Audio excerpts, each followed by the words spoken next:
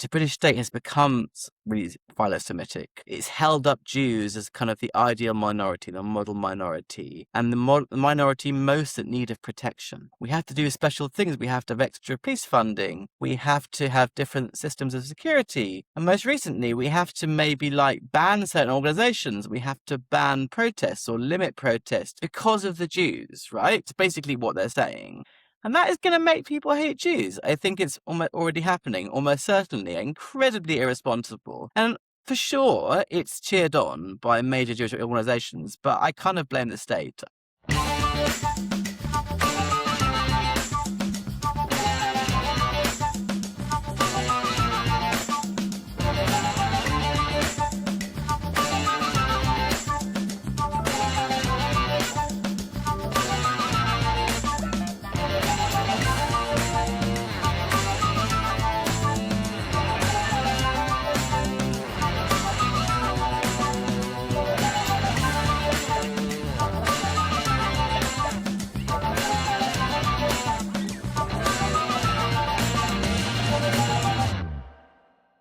Welcome back to War is Stupid, an anti-war podcast about war.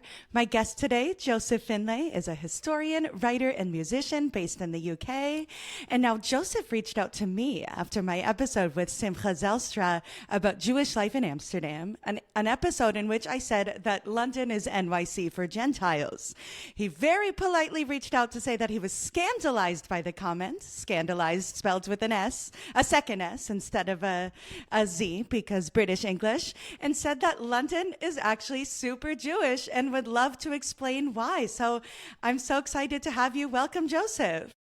Thank you so much. I'm so excited to be here. It's going to be amazing. Yes, so what makes London a super Jewish city? Well, I mean, it just is, in the sense of, there's been Jews here for a very long time. The national dish of the UK is fish and chips, half contributed by Jews. The fish bit, actually. The Irish brought the chips, the Jews brought the fish, and together, we made the nation. So remarkable stuff. I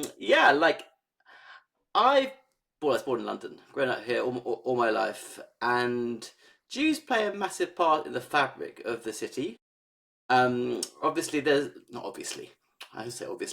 some major Jewish neighbourhoods that you've heard of, such as Golders Green, and in the East London there's Stamford Hill, where the most ultra-Orthodox Jews live.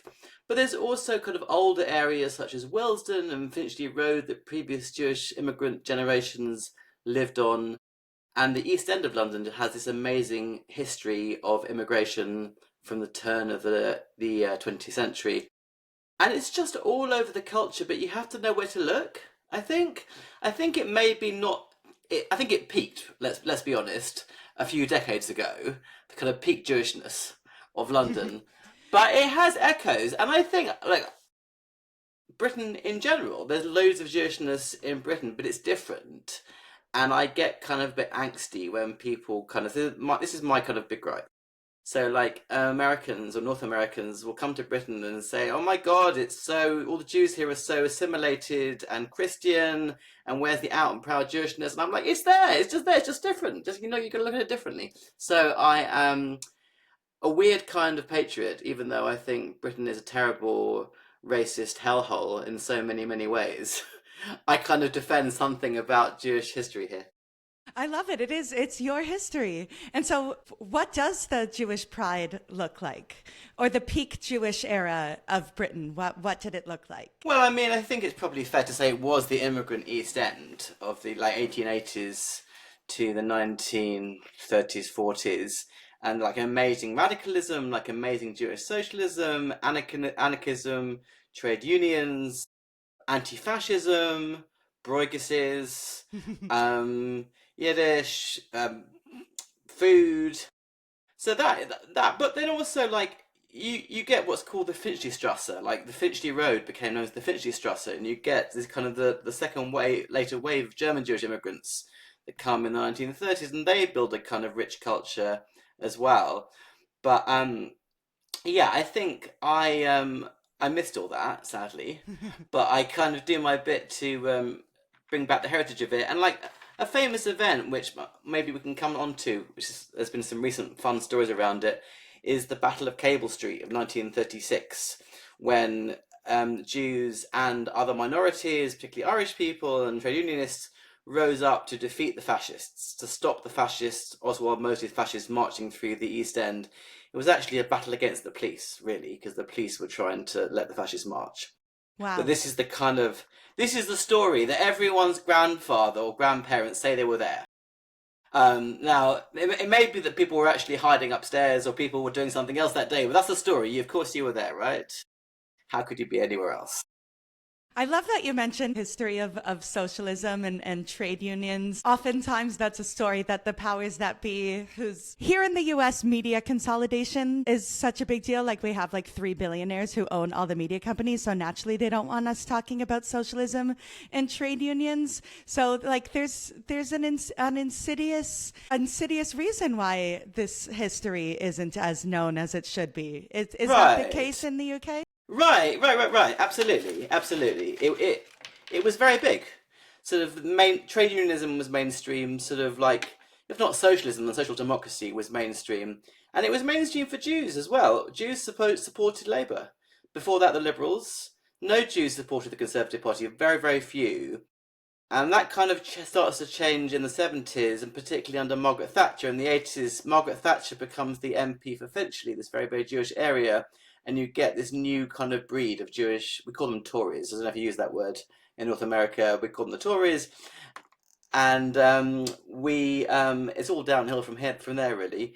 So lots of the kind of awful stuff that we have now, that we can talk about if we like, stems from that kind of moment, like a sort of Jewish individualism, a Jewish, racism, quite frankly, and I'm all right, Jack, looking after your own kind of business, stems from that moment. But I really like to kind of draw attention to the early history when there was much more solidarity, there was much more tendency to view anti-Semitism and Jewish rights as part of a wider struggle in connection with other minorities, in connection with working class people who were oppressed. And I'm really keen to kind of remind British Jews of that history. Thank you. Yes, I was radicalized against Margaret Thatcher because of Billy Elliot, the musical. My Amazing. first trip to London as a family in 2008, and we saw Billy Elliot, and then so I was just like, yeah, stand with the miners. No, it's a great one, and I think the Pride the musical is coming on soon. We might have heard of this. I loved Pride. the movie. Right, you've seen the movie. It's about gay organisations that gays against the minors, gays and lesbians against them, gays and lesbians for the minors. It must be anyway. But they're making a musical of it. It's about to open, so that's very exciting. It feels like people need a way in to do at union politics. Mm-hmm. So in Billy Elliot, it was about a boy dancing, and here it's about LGBT people. But I guess that's the now. People aren't interested in the class politics done straight. There has to be some kind of identity element to it, which is, great. And it's interesting because, Margaret Thatcher is a better villain than immigrants. As in, that Margaret Thatcher is a better villain than immigrants, or what today they're trying to divide us over. Oh yeah. Margaret Thatcher is a great villain. And she had the chief rabbi. We have a chief rabbi in this country. It's really weird. Chief rabbi at the time was like best friends with Margaret Thatcher, and he made her a lord, and he backed up the government in all sorts of ways. So in 1986, when there were inner city riots, he kind of blamed it on all the rioters, some pretty racist stuff. Kind of said we never did that stuff when we came here. We just assimilated quickly. We didn't get into any trouble with the police. Nonsense. There was loads of trouble with the police. There was loads of Jewish troublemakers, but he forgot all of that. So Lord Jacobowitz, this is the man. So he was Thatcher's best pal. So yeah, I like to talk about that as well.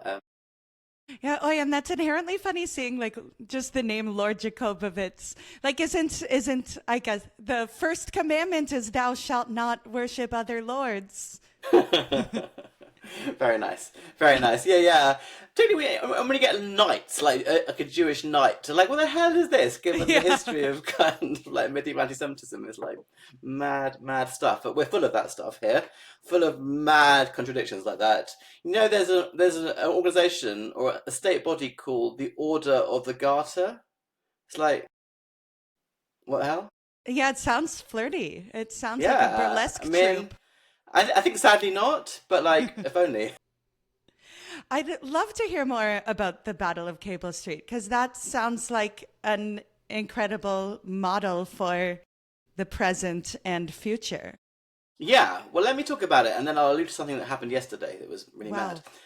Wow. So yeah, so in the 1930s, Oswald Mosley founds the British Union of Fascists, very much on the model of Mussolini, and it's a kind of nationalist organisation, and it's very vehemently anti-Semitic, and they basically get into street fighting. So they go out looking for fights in the East End, and to be fair, Jews are up for fighting as well. So there's kind of like a bit of both ways. But it's absolutely anti-Semitic politics. The idea that Jews are a threat to the nation, Jews are a threat. I don't know. Let's not worry about exactly the details. But they have a series of marches, and what they want to march through the East End on this date, 1936. And amusingly, the Anglo-Jewish leadership say, don't draw attention to this fact. You should stay at home. The Jewish Chronicle, the main paper, says, stay at home. You'll only cause trouble. It'll only be bad for the Jews. But all the East End Jews, including the communists, who are very strong in the East End, ignore this advice and all turn up to the streets and cause a riot. They throw marbles so the horses will fall over. A bit sad for the horses, I admit. And but basically, as I said before, it's targeted against the police because the police are permitting the fascists to march through the East End. So it's actually a fight against the police, and it works. And Mosley, so they use the No Pasarán, they shall not pass, because it's very much linked to Spain and the Civil War struggle, in which there were many British Jews went as volunteers in the international brigades.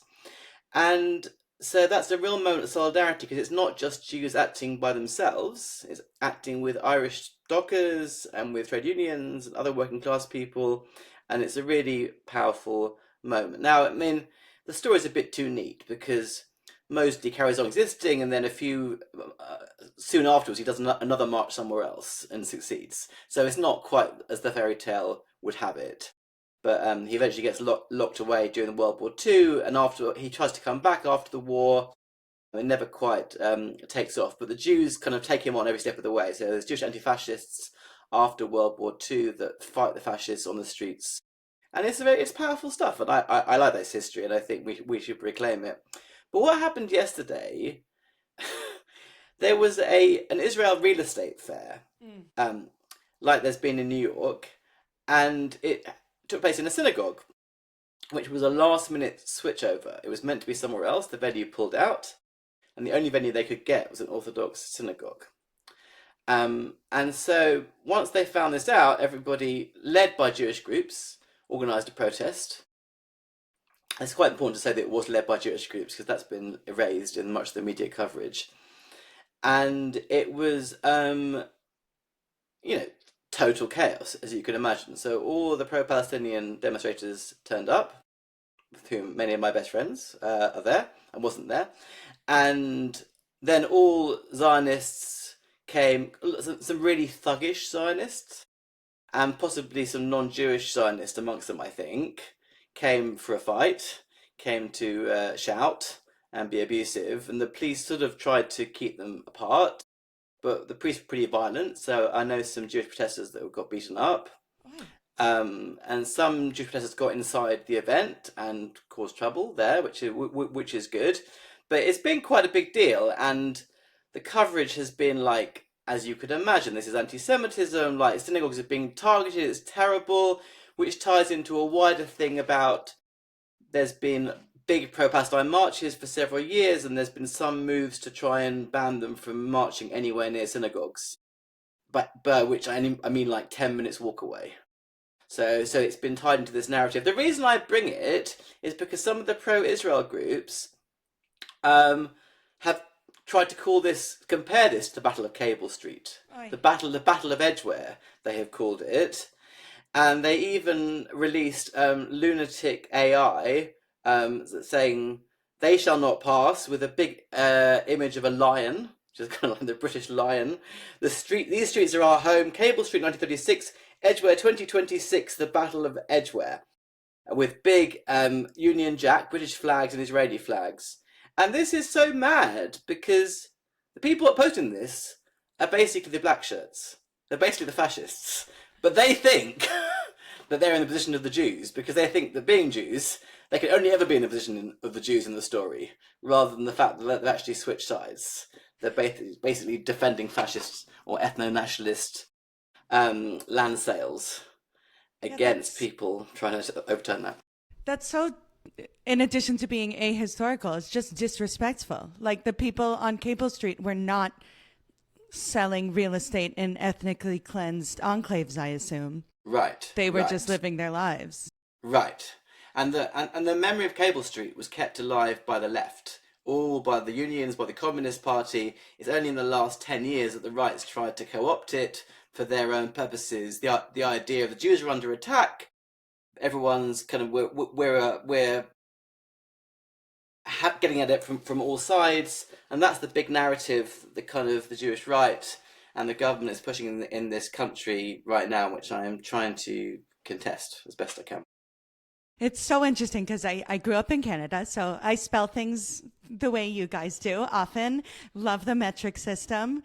I live here in New York, and through the podcast, I've spoken to Jews all over the world, and yeah, the Jewish right is the same everywhere.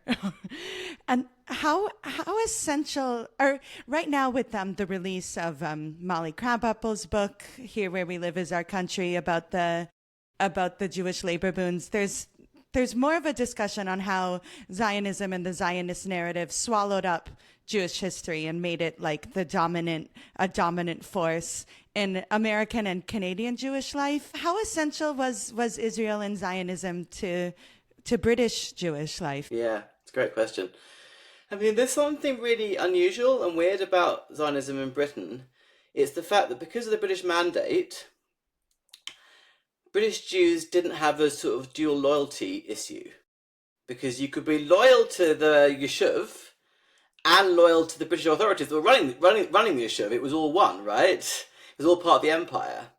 And that kind of carries on even after independence because, like, there's very strong ties, and 1956, Israel and Britain and France basically secretly go to war together on the same side to capture the Suez Canal. So there's these weird imperial ties. So the idea that you can be pro-Britain and pro-Israel is something unique, maybe. Uniquely possible here. But there's very, very strong non-Zionist traditions in the Jewish community. And non-Zionist, anti-Zionists were absolutely the majority for a very long time.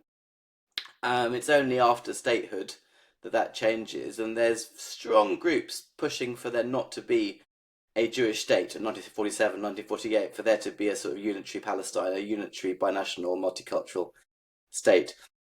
And they lose and they go a bit quiet. It's almost as if like they've tried really hard, and then after 48 they give up. They said, we tried our best, we're going to go back to the golf course, we're just going to live our lives, whatever. But the and then as the state goes on, particularly after 1967, you get a kind of popular Zionism, which is all about fundraising dinners and dances and Hava Nagila and Exodus and all these things, which I think is the same in North America, really. Yeah, the role galas play is wild. Right.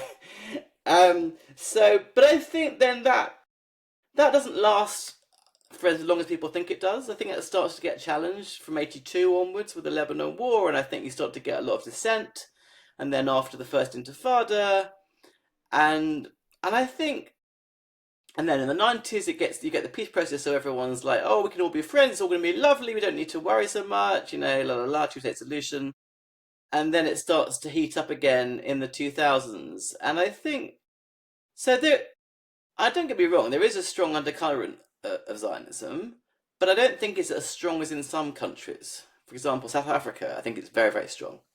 I think it was stronger earlier.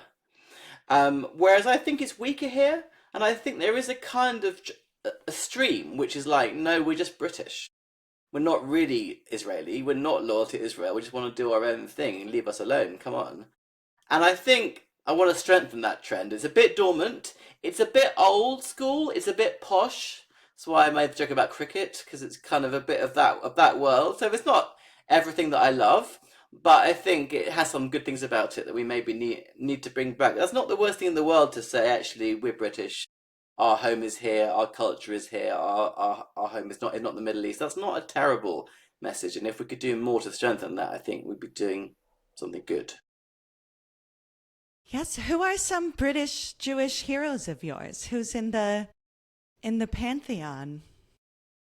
Oh my God. Well, I mean, Rabbi Lionel Blue, have come across him? Ooh, who He is he? Yeah. he was the first openly gay rabbi in the UK, and he was a broadcaster. He was famous for making radio and TV broadcasts. We have a sort of religious slot in the morning on the radio, and he was like the master of it. And he just told jokes. He made everyone feel good. But he was also very serious in a really funny way, in a really light way, and he was a very radical person. Like he was radical on Israel. He didn't talk about it that much later on, but certainly on sexuality, certainly on politics. Remarkable figure that my friend is researching. So I hope that we'll get that to a wider audience. But he's a really really interesting figure. Um, let's talk about Lionel Barr, because I wrote to you about Lionel Barr. Yes, musical theater. Yeah. Lionel Barr, what a mensch. Absolutely amazing guy. So he's like, so my friend Nick Kassenbaum, who's a playwright, he said, Lionel Barr is our Sondheim. Wow. Okay. That's quite a big claim, but he's like, this is what we can draw on as British Jews. This is our culture. And he's an East End boy. And he becomes hugely successful in the 1950s and 60s, particularly with Oliver. 1960. And he grew up, had a Jewish upbringing, and he later said that for his bar mitzvah, he had to study ancient Hebrew music, and it was very useful, and that he stole every piece of ancient Hebrew music he ever learnt, which is a great line. Um, so he writes, there's a show called Things Ain't What They Used to Be. Things with an F. A great show. It's good. The title song is great. It's all about. It's basically anything goes. The song, like The world has gone mad today and good yeah, bad yeah, today. like everything's changed. But the Oliver is his breakthrough hit, 1960, and what I love about it is it's really Jewish in music. It sounds really like Cockney Jewish, which is very specific, like East End. Knees Up Mother Brown we talk about, which is a song. I don't know if that if that resonates with anyone, but it's the kind of the music of the music hall, which was the kind of Victorian music hall, which is really filthy and really sort of low down culturally, but great fun. And he draws upon all that. But his source material is Charles Dickens' Oliver Twist, which contains like a massively anti-Semitic portrayal, famously of Fagin, is called the Jew many times in the novel, and he's a criminal, and he's a very, very unpleasant character. I mean, Dickens does rewrite it a bit, as different editions take out the Jew a few times, maybe from like 100 the Jews, we get to like 25, I don't know. Progress. But he Lionel Bart just like makes him the hero. So like he gets this kind of like this great song. I'm reviewing the situation where you become to sympathise with him, because as we know, if a character sings to you as the audience, you usually like them. I mean, I know there are villain songs, but even the villains we tend to like because they're singing a song to us, right? No, that's the power of music. Yeah, I'm wearing a Sondheim shirt the entirety of Sweeney Todd. Right. So like we learn about Fagin. and Bart pushes another character called Bill Sykes. He makes him the real villain. So Fagin is more of more a lovable rogue. So I just think in London 1960, like Jews aren't as out and proud maybe I would say they are right now. And I think it's chutzpahdik. I think it has real chutzpah to kind of do this and like a really Jewish show. He has other Jewish shows. He has a show called Blitz about Second World War, which has some very, very Jewish songs, kind of based on, again, Cockney Jewish dialect. And there is a kind of pronunciation. There are certain like speech patterns as well that are associated with Jewish London, some of which are thought to have influenced, in fact, wider British dialect at some point. But he's really in tune with that, and he's just like, he's self-taught. He doesn't go to music college or anything like that. He's really attuned to speech patterns. He really has an ear for melody.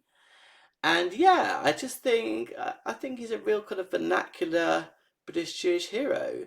So he's dead, sadly. He died in kind of poverty because he unfortunately got into gambling a No. lot.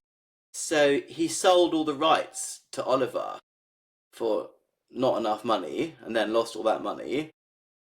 And I think he kind of slightly it's got a bit better towards the end. I think someone was making a film about him. I don't know if it happened. Um, but yeah, it's a rags to riches to rags story, unfortunately. Um, maybe someone should write that into a musical. I think that could be quite good, actually. Maybe. Uh, I always say this. Maybe someone should do this, and then I should do this, and then I can't just do it all the projects all the time. Yeah. But so yeah, these are some heroes. I'm sure I could think of more, but let's just come back to that because yeah, I tend to get into the villains too much, and I probably should do more with the heroes. You're right. Push me on this. Oh no! We need to know the villains. It's crucial to know who are the villains, so we know that we can fight back against them. So my real favorite hate figure is former Chief Rabbi Jonathan Sacks. Grew up learning about him, which is wild. It's also so my school, the Community Hebrew Academy of Toronto, had the head of school was from the UK, and someone's like, oh, he's friends with Chief Lord Rabbi Jonathan Sacks, and I'm like, that's just an insane title, Chief Lord Rabbi. Yes, Lord. Yes, so Lord Chief Rabbi Sir Jonathan Sacks. Right. So lots of Americans like him because they read his books. And he kind of sounds educated and he sounds smart and he sounds kind of liberal and tolerant. But he really wasn't. And like, he was a really bad guy, I think. And like, because he had a political role here. So he's head of this institution. And so he has a political record, does lots of things. So like, as soon as he becomes chief rabbi, he has this walkabout in the park. The idea is that all the Jewish groups are going to come and have a walk. Right, it's a bit of a cute... That's a yeah, cute so idea. royalist of him. Right, in a royal park. Yeah. in Hyde Park. And then the Jewish gay and lesbian group are like, great, we're going to come. And he's like, no. No. That wasn't my plan at all. So he basically tries to block them. It eventually it fails. They walk. It's great. But much earlier he wrote a pamphlet before he was chief rabbi that was very pro-Thatcher, basically framed Judaism as being kind of in line with Thatcherism. He kept changing his mind, like all his books, like whatever the current of the time was pursuing, he would be in favour of that. So The Dignity of Difference is kind of pro-multiculturalism, but then a few years later he writes The Home We Build Together, which is a very right-wing kind of assimilationist, the idea that all minorities should assimilate. It's like, Jonathan, you're not proposing that towards the Jews. Completely hypocritical. Like, he's like encouraging all these new Jewish initiatives that are like Jewish pride, but the other minorities, oh no, they should just kind of keep it down. How does he square that with the fact that, like, there's the Church of England? So if you assimilate to England, you should be in the Church of England. Yeah, I think he would have liked to be head of the Church of England, really. He'd like to be Archbishop of Canterbury. And I come back to the radio because, like, this kind of thought for the day. Jonathan Sacks loved appearing on radio and TV. I think that was what he lived for. And he had this quite sonorous voice, and he went to Oxford, I think, and he really flaunted it. You know, I studied with Isaiah Berlin. I went to Oxford. I must be really, really smart. But if you read it carefully, it's often really, really stupid, and it's just like not intellectual at all. But this is my beef. I'm sure you'll have some people writing to you that say this is scandalous what I'm saying. So like, yeah, hopefully I'll survive. I love that. We have that here too. People like, well, you got to trust Jared Kushner. He went to Harvard. And we're like, it's documented that his dad donated $5 million to Harvard at the time. So American meritocracy is in debate. You write about anti-Semitism, which we've discussed, but also Philo-Semitism, which is a phenomenon that doesn't get as much airtime. So for those who don't know, what is Philo-Semitism? So philo is love, as opposed to hate, and it's Greek, I think, as a prefix. Um, so yeah, it sounds good, right? People Mm-hmm. loving the Jews. Well, who wouldn't want that?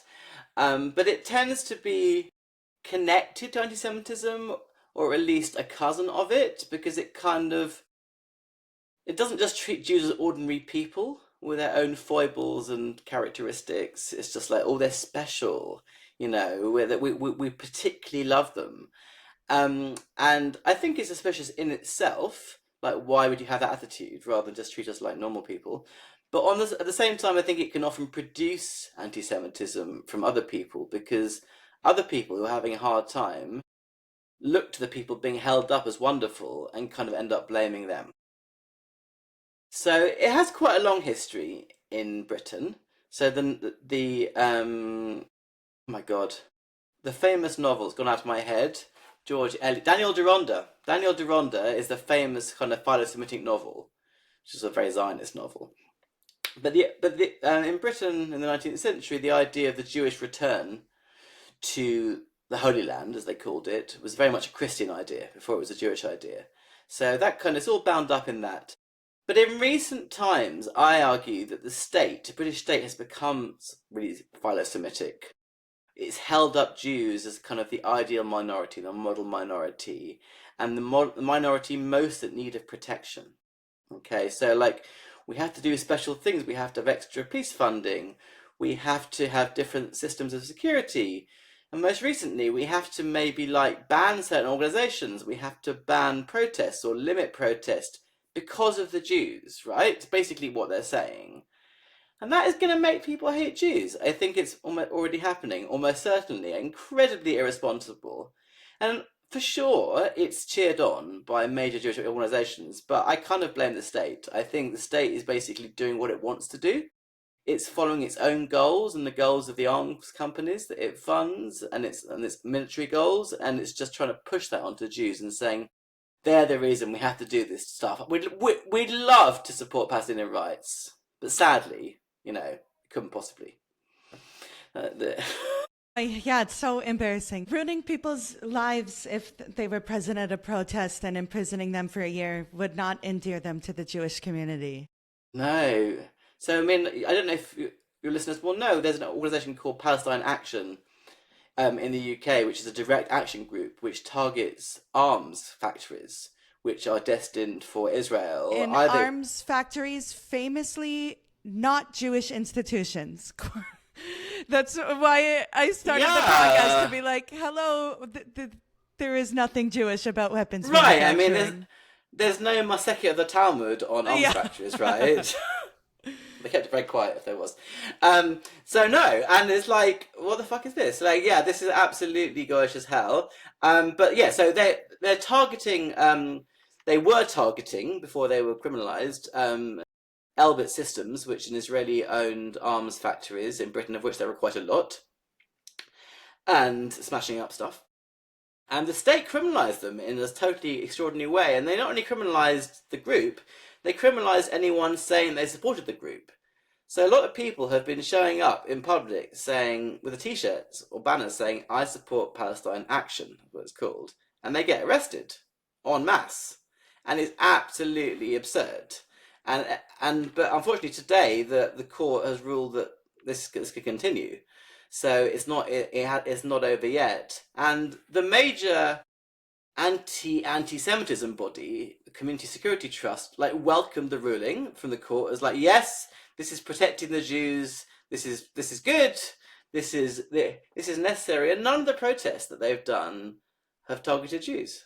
They've targeted Arms Factory, and it's absolute conflation to say that this is benefiting Jewish safety. They're the ones connecting it to Jews, these supposed anti-Semitism bodies, not Palestine Action themselves.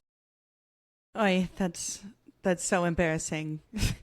and counterproductive. Like, I don't know if anyone who's been literate over the past 3 years can say that the strategy of militarism and the bunker mentality that Jewish communities all have all over the world has actually helped to make us safer.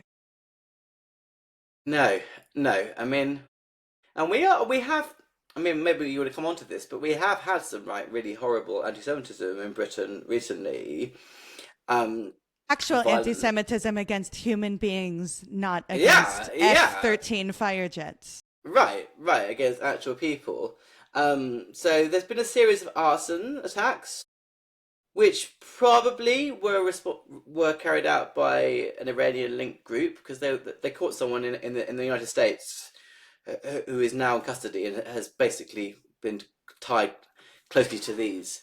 So that's in a way less worrying, because we know that was coming from this particular group. But there was a stabbing in Golders Green. No one died, fortunately, and that probably wasn't linked to the Iranian group, people think. And then in Manchester last year, at Yom Kippur, there was a ramming attack at a synagogue. Several people died. Only one person died from the attack itself and the attacker. The other died from the police response, which is maybe telling as well that the police shot the attacker and the bullet, went through. But so I'm always very careful to try and separate these different attacks and not push it all into one big mush of anti-Semitism that's terrifying. Because look at them differently. And the Manchester attack was basically an Islamic State proxy. So that's very specific, which I've called kind of fascist. I've tried to link that to fascist thought in a very specific link. The Golders Green stabbing may not have been, we don't know. But to the extent that there is a general anti-Semitism in society that sometimes leads to violence against Jews, which I don't doubt that there is, I think the conflation we've discussed is a massive part of that. That people think they're not happy with their lives, they're not happy with the world, not happy with what Britain's doing. The message from Britain and the British government is it's the Jews' fault. It's the Jews that kind of are responsible for that. And unfortunately, that leads people who are not right in the head, possibly, or who other forms of radicalism to target Jews. So I think tackling conflation is the best form of opposition to anti-Semitism that we could possibly do, alongside getting people to try not to panic and to remember that we've had this stuff before, nothing is new. The idea that everything's different since October the 7th is just such unhistorical analysis. So I talk about previous incidents in the past, of attacks in 1947, for example. There were anti-Jewish riots in Britain because of events in Palestine. Because the Irgun hanged several British soldiers in Palestine, and then there were riots. So the idea that things that Zionists do in Palestine have terrible ramifications for British Jews is sadly not new. We've been seeing this for a while. Yeah, that's interesting. I think that seems a uniquely British connection, that victims of early Zionists were British people. Right, and it's true across the empire as well. Like in Aden, which is now Yemen, there were similar riots in a similar time. So we had this massive empire. Don't forget, we try and forget it. But yeah, as a Canadian, I could never. Good job, guys. Yeah. Commonwealth, right? We rebranded the empire. It worked brilliantly. So yeah, we're just friendly cousins now. You still got the king, right? Yes, I was just thinking about this. As a Canadian, the monarchy makes me so sad because it just shows like British people need to believe in themselves. Like you don't need these schmucks for tourism. You have the Beatles. The idea that you have to maintain an institution in order to maintain an identity, it just shows such a lack of self-esteem. Yeah, I mean, it's been a while since the Beatles, Orly. Yeah, Let's be honest. but It's their been but their legacy, their music, their movies are coming out. There's going to be 4 Beatles movies coming out, directed by Sam Mendes. all right. Oh my God. So in the Eurovision Song Contest, which you may or may not be familiar with, Also, a famous right? event on So Jewish like history. Britain always lose, right? Britain always like come last or nearly last. And like some kind of European commentator this year was like, "Why did the British put such bad songs in? They have the Beatles," Yeah. as if it's like in our national blood that we should be able to write good songs. But for some reason, we just put novelty songs in every year and always lose. So yeah, you started by mentioning fish and chips, which huge fan. Like, what are the elements of British culture that you want to uplift and celebrate? Well, I think I have to say Beigels, don't I? Otherwise, I'll get in trouble because Please, yes. this is a big thing that we call them Beigels and not bagels, and they're different. They're harder, right? I believe I'm not an expert, but I believe that they cook slightly differently. Um, and this is basically an East London thing, but it comes from different Yiddish pronunciations, like Southern or Northern. Basically, there's one vowel. But we're passionate about our Beigels. Again, my friend Nick Kassenbaum is polemical on this front. But yeah, we're like holla. So like rather than holla with an A, holla, holla, holla. Holla. Yeah, in the supermarket they might call it holla bread, which is what it itself like. And rye bread, we wouldn't say rye, we'd say rye bread. Cream cheese, we'd say, rather than what do you call it? Schmear? Schmear, yeah. Yeah, we call that cream cheese. We'd call it smoked salmon rather than lox. I mean, my grandmother called rugelach roundy roundies. I'm not sure if that was just her. Um, but yeah, we're very oh, what else? I mean, we have all the Ashkenazi foods that you'd be familiar with. Probably a amount of assimilation. We tend to call them like chicken and soup rather than yach. Um, and all that. But I'm just trying to think. Gosh, I've come to you like I'm not like the No biggest worries. food Also, guy, so it need not maybe be I'm just lacking food. in my food in my food analysis. But like, so we have like top hats, for example. So there's kind of like very kind of like royalist upper class traditions. The idea that the wardens would wear top hats and they say prayers for the Queen and all this and like performatively declare their loyalty to the royal family and the state. That's all kind of part of the picture. So like the first guy that kind of came back to Britain. So the Jews come back to Britain in the 17th century, right? And Manasseh ben Israel is the first person. And he writes this big petition to the then Lord Protector, Oliver Cromwell. So this is a good trivia point that your listeners need to know. The Jews come back to Britain in the interregnum period where we don't have a king or queen. After the revolution, when we have a republic. And that's the moment the Jews come back. So we should be saying our thanks to Oliver Cromwell and a new model army, even though they did bad stuff in Ireland, we all know. But yeah, no, absolutely. So like that's the moment, and Manasseh ben Israel's prayer becomes the template for lots of toadying to the.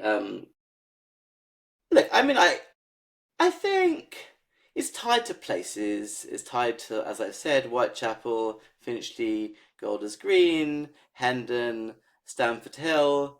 It's tied to films. So, like one landmark film, for example, is called Bar Mitzvah Boy, which is a televised film in the 1970s by a British Jewish writer called Jack Rosenthal, and it depicts a bar mitzvah The central premise of which is not too big a spoiler, it's not really that kind of film, is that the boy walks out of shul on his bar mitzvah, doesn't do the parashah, and then eventually does it standing on his head in the park to his sister.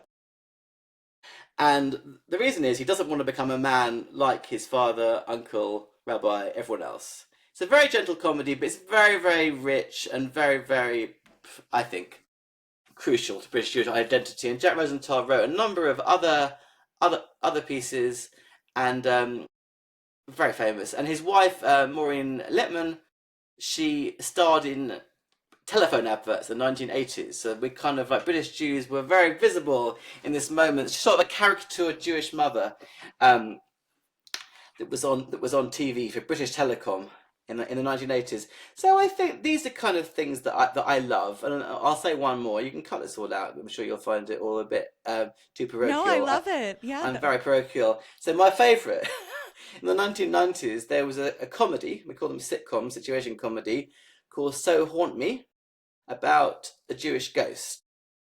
And so the idea is a Goyish family move in to an area and they kind of had to downsize, and they find themselves haunted by a lovable Jewish grandmother ghost who basically looks after them. And what's great about it is the wife of the couple kind of becomes Jewish. She kind of becomes to love this old woman. And it's kind of like a sort of like non-ethnic Jewishness that's passed on. And the actress who plays it, Miriam Karlin, she was in older British sitcoms called like The Rag Trade, but she was also a prominent anti-fascist activist in the 1970s in the Anti-Nazi League. So that's all there too. I feel there's that kind of heritage and history. It's all on YouTube. I think people will find it very odd and niche, but I love it. And I think it does epitomize something about our culture. I love it. And it's, yeah, culture plays an important role in fighting against the conflation of Judaism and militarism that is coming from the very top. Right.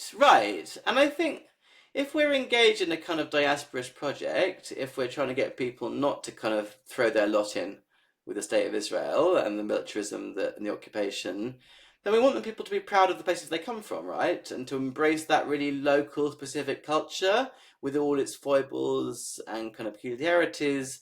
That's kind of what I'm doing, in the sense of, like, to do diasporism well, you can't do it in the abstract. You've got to do it in the particular. You've got to do it in the local and, like, draw on your different Jewish cultures. And that's just not going to be the same as a New York Jewish culture or a Toronto Jewish culture. It's going to be really kind of, like, geeky. And I think I'm probably a bit extreme. Not people don't love geekiness as much as me, but yeah, don't get me wrong. There's definitely a hard edge to what I'm trying to do. I'm trying to kind of create alternatives to Zionism. Absolutely, alternatives to war. If you want to bring it back to the podcast title, which we can do repeatedly, I'm happy to do that. Thank you. Thank you for your incredible work. And I would be remiss if I didn't take the opportunity to ask a real British person about the World Cup. So are you into it? Is football coming home? This is my way of trying to get World Cup content for the algorithm on an anti-war podcast. Yeah, I'm like the worst guest for this because I don't care. That's good to know. I am guilty of portraying British people as a monolith, universally football obsessed. But no, right. it's a rich culture and a diverse mosaic. Yeah, very good. Every time. So England fights separately for some unknown reason. You know, we think we could do better if we combine with the Scots and the Welsh and the Northern Irish, but no. We don't do that for whatever reason. And every time it's like, this year football's going to come home, right? And this is based on a song by Newman and Baddiel in the 90s. Football's coming home. It's coming. Football's coming. It's all over my algorithm. Yeah. Right. And this is the guy, David Baddiel, who's the Jews Don't Count guy, right? Oh, I did not make that connection. Terrible book, which makes out that every other minority has a great time, but only Jews have a hard time. Come on. But yeah, he had an earlier life doing a show called Fantasy Football in the 1990s, where he often portrayed himself as a Jew, as a Hasidic Jew, and did some quite weird things. But now he's supposedly a defender of Jews. So yeah, I'm glad to have made that connection for the algorithm and the world. Yeah. David, I don't want to hate David Baddiel. I don't think he's worthy as a hate figure in the Jonathan Sacks mode, but he's certainly an irritating figure that I like to bring down a bit.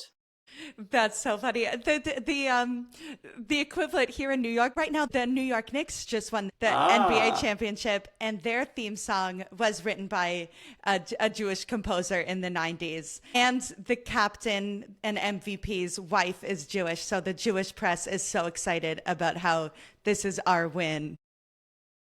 take it. Great. Yeah, exactly. I would much rather be associated with Jalen Brunson than Bibi Netanyahu. So I'm grateful for the win.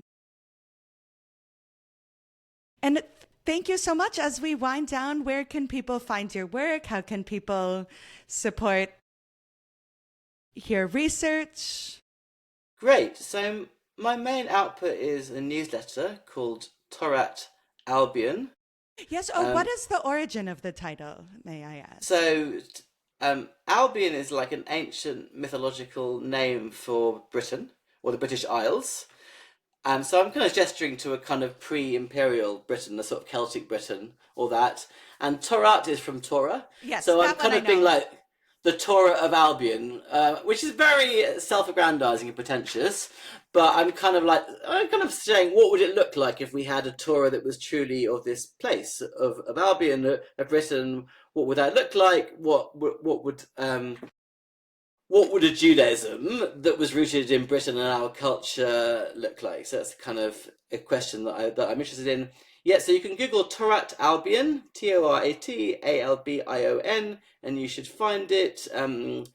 You can find. I also write for Vashti, which is a British Jewish left website, and you can find my writing there. And yeah, I think those are the main places. I am a fellow at the Birkbeck Institute for the Study of Anti-Semitism in London, which is a really good institution. It's one of the most progressive institutions for studying anti-Semitism, so I recommend that to people as well. Amazing. Thank you so much. I'll have all the links in the show notes. And I'm excited. I need to come out there and try those bagels, see how they compare to Montreal bagels. Yeah, no, they're really good. They're really good. Unfortunately, I'm become gluten intolerant, like a Oh, cliche, so man. I can no longer eat these amazing foods. But yeah, they're definitely salt beef bagel is worth your time. Incredible. I got to head out to the East End because as a theater person, I've been to London 3 times, but as you can imagine, was mostly on the West End. Aha, yeah, yeah. What did you see? Oh, the last time I was there, summer of 2022, I saw the cabaret revival. Nice. That I had like a panic attack at intermission because the Nazis were so scary. Hot take: Nazis are scary. That I ended up like walking right from the theater to like the Houses of Parliament to the Winston Churchill statue and be like, "Don't worry, they lose the war." There's, there's two shows that I actually want to mention. You can copy it into earlier if Please, it's yeah. useful. So there was recently a show about Cable Street. It's a musical called Cable Street: A Musical Riot, Oh and my it played God. in the Fringe in London. And I'm pretty sure it came to New York for the Fringe for a short time, and it's really really good. Like it has a contemporary score, so it's a contemporary like rap and other contemporary sounds, and it tells the story really well and is really kind of honest. So I really recommend that to people. It's excellent. And also, there's a show called Operation Mincemeat. Yes, I saw it over here with the West End cast. So I loved Um, it. yeah, yeah, it's a really good show. But one thing I kind of pointed out that the show doesn't mention that the main guy, Ewan Montague, was Jewish, very involved in Jewish activities, and he was a non-Zionist Jew as well. So he's like one of these guys that were kind of like we're British, not Zionist, and that's kind of like unfortunately a bit missing, I think, from the show. But like he's a really really interesting character. It's a great show, but I just want people to know that there is a kind of another story there that like could be good to play with another time. Yes, we could put him in the pantheon alongside. Yeah. No, I mean, like he's quite posh. So like I mean, I can't have too many posh Jews, but like they can have a certain number alongside the anarchists and the socialists. I think that would be fine. Incredible. Thank you so much. Thank you for listening and or watching War is Stupid, an anti-war podcast about war. Please subscribe, rate and review, tell your dads. We'll see you next time.